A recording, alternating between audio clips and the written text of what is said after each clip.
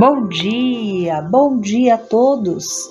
Sejam bem-vindos a mais um encontro aqui pela Casa dos Tarefeiros da Última Hora, para que possamos iniciar a nossa semana este domingo através do Evangelho no Lar, agradecendo sempre a oportunidade de estarmos todos juntos em conexão com esse plano maior, aonde a nossa casa, como sempre, já se encontra aberta para os tratamentos presenciais. Basta você estar ligando e agendando tudo aquilo que é necessário através dos teus tratamentos. O telefone, o endereço já consta aqui. E pelo nosso canal aqui pelo YouTube, você pode estar encontrando várias palestras pelo qual vão lhe trazer bastante esclarecimentos para que você possa entender um pouquinho melhor sobre a nossa doutrina e tudo mais. Eu sou a Ana Cristina e venho lhe convidar para que possamos juntos, mais uma vez, realizarmos o nosso Evangelho no Lar. E assim nós vamos, nesse momento de pura luz, relaxar o nosso pensamento, o nosso coração, e convidar aos nossos mentores e amigos espirituais, todas as fraternidades que cuidam do Evangelho no Lar, para que já possam estar entre nós, nos assessorando, passando para nós essas energias fluídicas que vão alicerçando ainda mais a nossa fé, a nossa conscientização, mas que eles possam também, se por algum motivo existir dentro da nossa casa, no nosso lar, alguma energia contrária, como a inveja, a doença, a desarmonia, que haja todo um movimento contrário ao amor, que eles possam ir retirando e transmutando para o bem, e que Nossa Senhora, com suas águas crísticas, possam lavar cada cantinho da nossa casa, trazendo sempre a alegria, o respeito, a saúde e tudo mais que é necessário para que possamos ter o nosso lar, o nosso cantinho abençoado. E é assim que nós vamos dando por aberto mais este Evangelho no Lar. E assim hoje vamos iniciar, através do Livro dos Espíritos, o livro 3º, que vai nos falar um pouquinho sobre as leis morais. As leis morais, de acordo com a doutrina espírita, é um conjunto de leis divinas que regem a dimensão moral do ser. Neste capítulo 1, nos fala sobre a lei divina ou natural. Mas, em primeiro lugar, o que é uma lei? Em direito, se define uma lei como uma regra ou prescrição emanada de uma autoridade soberana. Mas, diferentemente das leis humanas, que estão sujeitas às alterações e que foram criadas para atender às necessidades dos homens e mulheres, determinando tempo e espaço, as leis divinas que foram criadas pela autoridade soberana do universo são eternas, imutáveis, justas e naturais, tal como o Criador de tudo. Mas como são divididos essas leis cósmicas ou naturais? Em síntese, são divididos em leis físicas que são estudadas pela ciência e que são responsáveis por regular o movimento, transformação, características e interações entre a matéria bruta. E as leis morais, que dizem ao ser em si, em suas relações com o Criador Supremo. Vejamos nas perguntas 614 a 616 no Livro dos Espíritos. Na 614, o que se deve entender por lei natural? A lei natural é a lei de Deus, é a única necessária à felicidade do homem. Ela lhe indica o que ele deve fazer ou não fazer, e ele só se torna infeliz porque dela se afasta. A lei de Deus é eterna e imutável como o próprio Deus. Na 616 nos fala: Deus teria prescrito aos homens numa época aquilo que lhes proibiria em outra? Deus não se engana. Os homens é que são obrigados a modificar as suas leis, que são imperfeitas. Mas as leis de Deus são perfeitas. A harmonia que regula o universo material é o universo moral, se funda nas leis que Deus estabeleceu por toda a eternidade. Estamos vendo neste capítulo que a espiritualidade diz a Kardec que existe uma lei natural, constituindo-se esta na própria lei de Deus, e acrescenta que é a única verdadeira para a felicidade do homem. Não é uma lei sujeita a mudanças, e sim eterna, é imutável como o próprio Deus. Estará a lei natural inscrita num lugar sagrado, num livro particular, ou será propriedade de alguém especial? A 621, na pergunta do Livro dos Espíritos, nos esclarece: onde está escrito a lei de Deus? E os Espíritos explicam: na consciência. Só há uma resposta mais sucinta que está em O Livro dos Espíritos, quando 4 questões depois, Kardec pergunta, na 625, qual o tipo mais perfeito que Deus tem oferecido ao homem para lhe servir de guia e modelo? E a resposta é Jesus. Fala-nos o Espírito de verdade que é através das diversas encarnações que o homem vai desvelando a lei natural à medida que conhece a si mesmo, situando na consciência a matriz da lei divina. Essa colocação retira de qualquer livro, pessoa ou lugar a posse privilegiada da verdade. Termina com as disputas religiosas e os conflitos de poder acerca de coisas divinas e situa a doutrina espírita como um norte sinalizador para qualquer área do conhecimento, apontando no próprio homem sua natureza essencial. Podemos perceber assim que não existe salvação dentro de uma religião particular. A doutrina espírita não reivindica para si esse privilégio. Está na consciência a noção inata do bem e do mal. À medida que o espírito evolui, passando por experiências através de várias reencarnações, vai percebendo os seus limites, pois na relação com o outro, toda vez que se excede e agride seu semelhante, recebe de volta pela lei de causa e efeito os resultados em si da agressão cometida.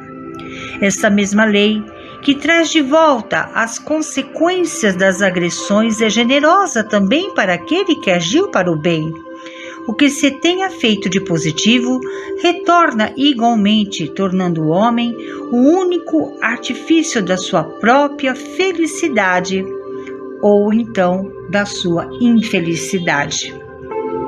E quando o Espírito de verdade cita Jesus como o tipo mais perfeito de modelo e guia que Deus ofereceu ao homem, ele nos apresenta o perfil do homem integral, possível de ser alcançado por qualquer ser humano. Jesus é um homem sem ansiedade, caráter reto, equilibrado, brando no falar e no proceder. Quando expressa suas palavras, não se contradiz, e a coerência manifesta entre o pensar e o sentir e o agir. Exemplo vivo do perdão das ofensas, amor incondicional a todos os seres e a Deus sobre todas as coisas. Consciência superior diante dos fatos da vida, vendo sempre além do presente. médium por excelência, traduziu serenamente para o mundo a expressão viva de Deus. E o próprio Cristo, quem assevera: o reino de Deus está dentro de vós. É o que nos fala Lucas no versículo 17, no parágrafo 20 e 21. Terapeuta por excelência, Jesus tinha uma visão de profundidade. Estão contidas em seus ensinamentos superiores as informações das capacidades adormecidas, mas possíveis de serem alcançadas pelo indivíduo comum. Jazem dentro de nós possibilidades ainda não utilizadas. São verdadeiras capacidades superiores que no ambiente comum não são acionadas. Por Jesus ser o nosso modelo, temos antes de tudo ter sempre em mente que a nossa evolução é muito pequena perto da grandiosidade pela figura de Jesus. A ciência comum já demonstrou que não utilizamos todas as possibilidades do nosso cérebro. Já em 1947, na obra No Mundo Maior de André Luiz, encontramos indicações precisas da região cerebral desse potencial inexplorado através das orientações do mentor Caldedaro. Aqui, os esforços de aprimoramento mental da atualidade voltam-se para o desenvolvimento do intelecto. Não é à toa que se fala tanto em inteligência como quesito essencial para a valorização do indivíduo na sociedade. Se uma pessoa é inteligente, julga-se que ela é mais evoluída e que utiliza melhor o seu cérebro. Mas, modernamente, tem-se falado bastante em inteligência emocional, que sinaliza também para o aproveitamento de condições mentais, até então não tão valorizadas, reconhecidas como de algum valor. Muitos livros de imenso sucesso têm sido escritos justificando a importância do fator emocional para o bem-estar humano, assim como para o êxito, novamente, do indivíduo na sociedade.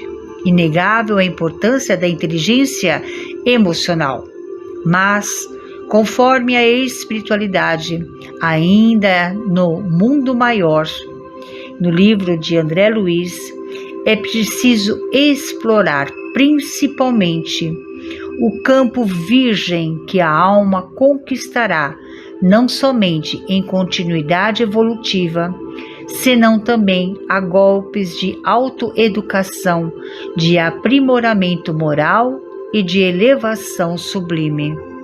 Podemos assim deduzir que as virtudes cultivadas no esforço permanente de cada encarnação transformam-se em matéria-prima para a maturidade psíquica e para o bem-estar mental e emocional nas posteriores existências.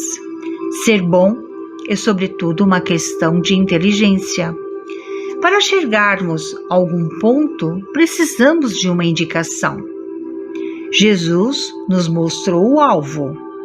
Kardec nos deu o mapa.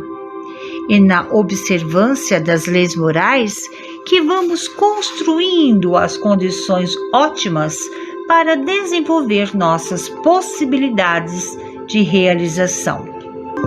Joana de Ângeles, mentora de Divaldo de Franco, disse uma certa vez: a educação intelectual, artística, profissionalizante desempenha importante papel na realização do ser humano, mas é a de natureza moral, que não se encontra nos livros, mas sim nos exemplos, que o liberará dos condicionamentos negativos, equipando-o com os instrumentos indispensáveis à sua sublimação. Então é assim, meus irmãos e minhas irmãs, meus amigos e todos vocês que estão a nos escutar, que possamos assim começarmos a entender melhor sobre todas essas leis, Portanto, a primeira lei, a lei natural, a lei divina, ela é imutável e em cima daquilo que nós fazemos de melhor, é aquilo que nós vamos criando a maturidade e aprimorando a matéria bruta para nossas futuras reencarnações, pois ficará registrado ali em nossa consciência tudo aquilo que nós pudéssemos ter feito de bom, pois essa mesma consciência já está lá, dentro de nós, escrita pelo nosso Deus, tudo o forma de como temos que agir e caminhar nessa nossa encarnação e até mesmo no plano espiritual. Vamos agradecendo ao plano maior por mais essa oportunidade de aprendermos sobre as leis morais. Que possamos assim pedir, se possível, que eles possam emanar muita paz, muita tranquilidade a tantos povos. Senhor meu Pai, tantas modificações, são terremotos, são chuvas grandiosas, fogo pegando em todos os lugares, ou a seca, o calor, o frio extremo.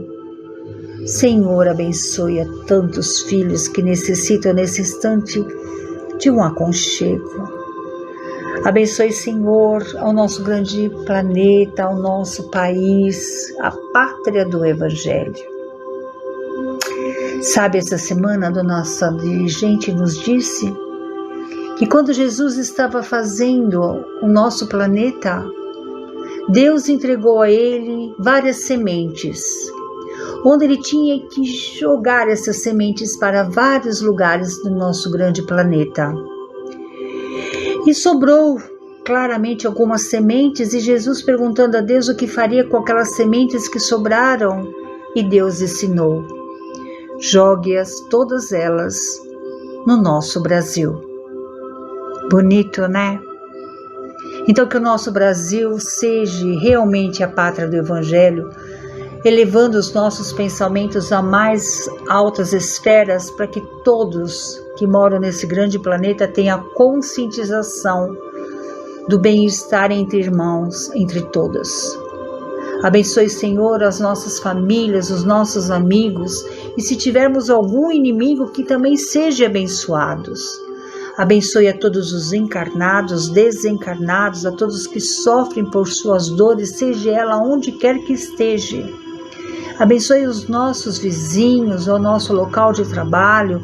Abençoe, ó meu Pai, a tudo pelo qual estamos vivendo. Abençoe sempre a casa dos tarefeiros, aos tarefeiros, ao Dr. Antônio, que sabiamente nos orienta e nos dá a oportunidade de estarmos sempre unidos, vivenciando e aprendendo. Abençoe esta água, que porventura possa estar aqui num jarro com água, num copo, para que ali possa conter todas as medicações necessárias para a nossa melhora. E com certeza, se assim nos for permitido, estaremos todos juntos reunidos na próxima semana para aprendermos um pouquinho mais sobre a segunda lei moral que o nosso Pai nos ensinou. Eu espero vocês até lá. Tenham uma ótima semana. Que Deus possa nos abençoar hoje e sempre. Graças a Deus.